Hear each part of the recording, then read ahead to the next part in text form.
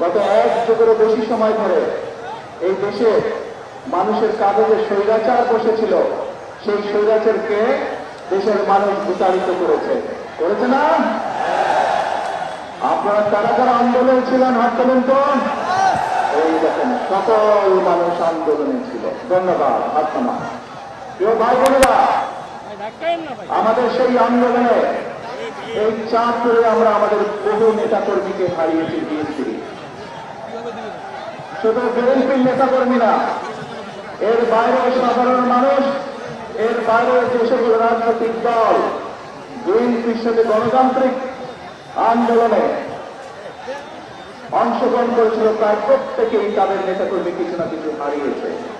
প্রিয় ভাই বোনেরা, 5 তারিখে বাংলাদেশের মানুষের বিরুদ্ধে এক যুগ ধরে যে আন্দোলন পরিচালিত হচ্ছে বাংলাদেশের মানুষ, সেই আন্দোলনে বাংলাদেশের মানুষ, ছাত্র জনতা সফল হয়েছিল, সফলতা লাভ করেছিল। এখন প্রিয় ভাই বোনেরা, আমাদের একটি লক্ষ্য থাকতে হবে, আমাদের একটি উদ্দেশ্য থাকতে হবে। আমরা গণতান্ত্রিক অধিকার প্রতিষ্ঠার জন্য আন্দোলন করেছিলাম।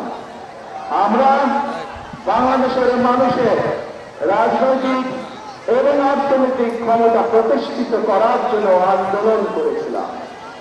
আমরা এই দেশের মানুষের বাক স্বাধীনতা প্রতিষ্ঠিত করার জন্য আন্দোলন করেছিলাম। আল্লাহর রহমতে আমরা সেই আন্দোলনে, বাংলাদেশের জনগণ সেই আন্দোলনে সফল হয়েছে। এটি গেল একটি পর্ব, প্রথম পর্ব।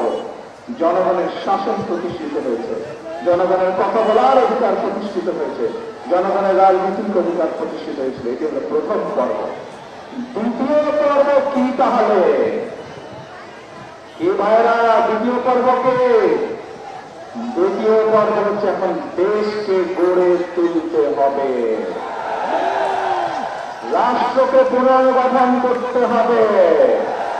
আমরা দেখেছি বিগত 16 বছর এই দেশের মানুষের লক্ষ কোটি অর্থ বিদেশে পাচার করে দেওয়া হয়েছিল। এই দেশের মানুষের সম্পদ বিদেশে পাচার করে দেশকে অর্থনৈতিকভাবে পোকলা করে দেওয়া হয়েছিল। আমরা দেখেছি কিভাবে প্রশাসনকে রাজনীতিকরণের মাধ্যমে প্রশাসনের যে দক্ষতা, সেই দক্ষতাকে নষ্ট করে ফেলা হয়েছিল। আমরা দেখেছি কিভাবে বাংলাদেশের চিকিৎসা ব্যবস্থাকে ধ্বংস করে দেওয়া হয়েছিল একদিকে, আরেকটি দেশের চিকিৎসা ব্যবস্থার সুবিধার জন্য। প্রিয় ভাই বোনেরা, আমরা দেখেছি উন্নয়ন নামে এই দেশের মানুষের অর্থ স্রোত করা হয়েছে। গ্রামে গঞ্জের কোনো উন্নয়ন হয়েছিল? গ্রামে গঞ্জের উন্নয়ন হয় নাই। শহরেও যদি আপনারা যান, ঢাকা শহরেও যদি আপনারা যান, দেখবেন বড় বড় কতগুলো ফ্লাইওভার হয়েছে, কিন্তু রাস্তাঘাট ভাঙ্গা চূড়া। সেই ফ্লাইওভার 100 টাকার ফ্লাইওভার 500 টাকা দিয়ে করা হয়েছে।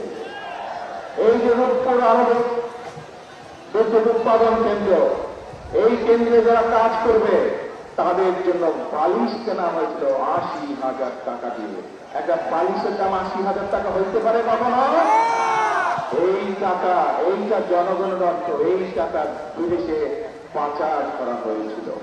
প্রিয় ভাই বোনেরা, এই যে বলছেন পিছনে টেকনিক্যাল কলেজ করতে হবে, বললো না এমপি সাহেব এখানে, মানিক বললো না এখানে? যদি উন্নয়নে হইতো তাহলে এই টেকনিক্যাল কলেজ কেন গত 1 যুগ ধরে হলো না? এই টেকনিক্যাল কলেজ যদি হয়, তাহলে এই টেকনিক্যাল কলেজে এই এলাকার সন্তানেরা দক্ষ শ্রমিক হিসাবে ট্রেনিং পাবে। এই ট্রেনিং, এই টেকনিক্যাল কলেজ যদি হয়, এখান থেকে যারা দক্ষ শ্রমিক হবে তারা দেশে এবং বিদেশে কর্মসংস্থান করতে পারবে।